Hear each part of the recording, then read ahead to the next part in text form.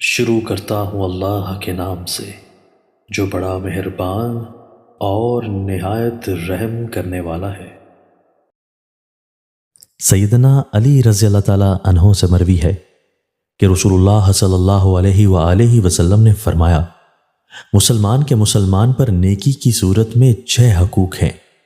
جب اس سے ملاقات ہو تو سلام کرے، جب وہ چینکے تو یرحمک اللہ کہے، جب وہ بیمار ہو جائے تو اس کی عیادت کرے، جب وہ فوت ہو جائے تو نماز جنازہ میں شرکت کرے، جو کچھ اپنے لیے پسند کرے وہ اس کے لیے بھی پسند کرے، اور اس کی عدم موجودگی میں اس کی خیر خواہی کرے۔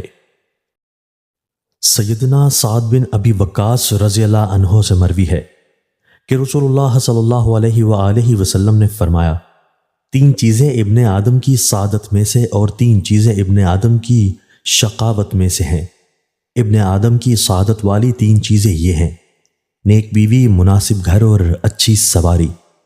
اور ابن آدم کی بدبختی والی 3 چیزیں یہ ہیں: بری بیوی، برا گھر اور بری سواری۔ سیدنا عقبہ بن عامر رضی اللہ تعالیٰ عنہ سے مروی ہے کہ رسول اللہ صلی اللہ علیہ وآلہ وسلم نے فرمایا، 3 افراد کی دعائیں قبول ہوتی ہیں: مسافر، والدین اور مظلوم۔ دوستو، اللہ تعالی ہمیں ان احادیث مبارکہ پر عمل کرنے اور اپنی زندگیوں کو سنوارنے کی توفیق عطا فرمائے۔